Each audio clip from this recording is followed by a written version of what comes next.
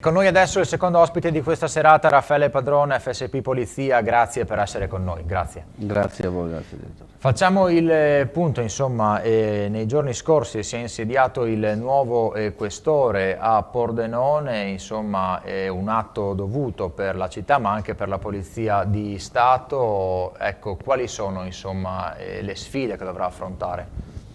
Ma innanzitutto do il benvenuto, visto che non ho potuto ancora incontrarlo perché non stavo molto bene, ma il dottor Solimeni insomma lo conosco da curriculum.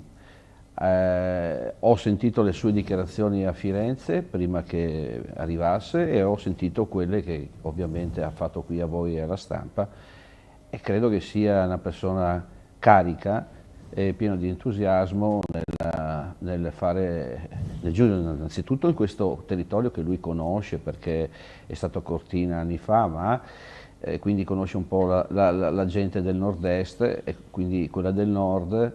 e poi perché insomma è motivato da questo nuovo inizio per lui, il nuovo incarico insomma da questore, ha diretto dei commissariati dove c'era sicuramente un'aria calda, ma poi è arrivato a Firenze dove insomma ha vissuto anni a Firenze per capire sicuramente molto di più di ordine pubblico quanto quello che insomma la città di Pordenone dà. Però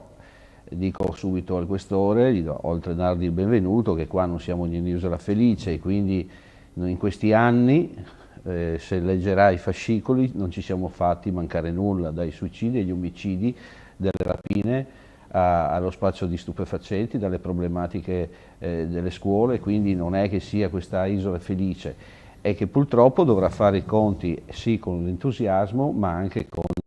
il personale a cui sicuramente dico un personale di alta professionalità,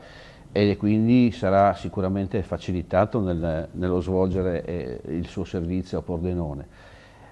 Io dico sempre quello perché il personale può rendere, ma se avesse un attimino una spinta diversa, che è quella non solo che fanno la classe dirigente, ma è quella che è della manovalanza, quella che manca a Pordenone, quella che manca in tutta Italia. Siamo oltre, io ho fatto un'intervista domenica, ho spiegato all'interlocutore l'ammanco della Polizia di Stato in Italia è circa 35.000 unità, 35.000 unità solo nella Polizia di Stato si fanno sentire. Come si fanno sentire nelle grandi città, si fanno sentire ovviamente nelle piccole città, nelle piccole realtà,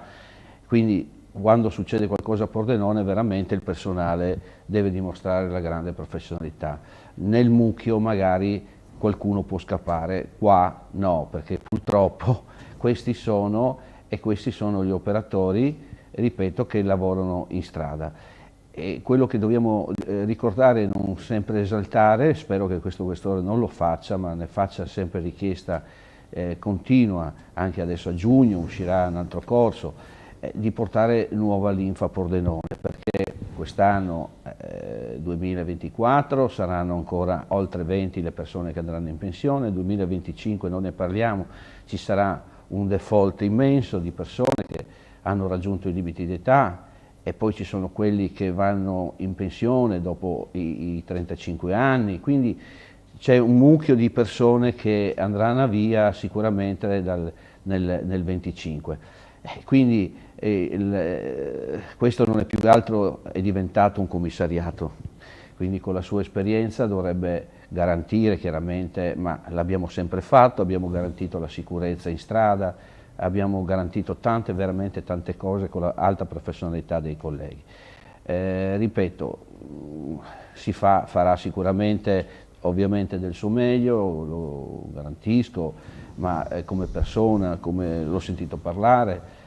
garantirà queste cose, purtroppo dovrà fare il pane con la farina che ha. È una farina speciale, non è da 00, è una farina integrale, è di Camut, è fatta bene,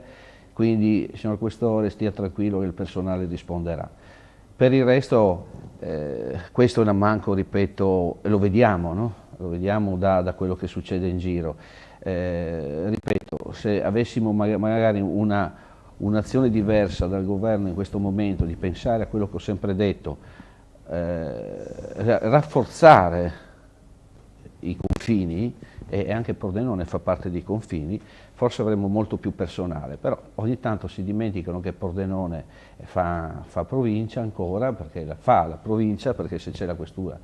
io dico sempre che fa provincia, anche se politicamente non è così, però staticamente è così. Quindi qualcuno si dovrà ricordare che abbiamo un arrivo dai Balcani, che è un'affluenza che ha superato il 161%, quindi alla grande la dice Trieste, i confini, è quello che giustamente riescono a fare anche i colleghi di confine. Torneremo sui temi, grazie Raffaele Padrone per essere stato con noi. Andiamo avanti con la cronaca. Intorno alle 11, alle 23:15 del 3 febbraio la squadra dei Vigili del Fuoco del distaccamento di Tolmezzo è intervenuta per l'incendio di una legnaia coperta da una tettoia a Cavazzo Carnico.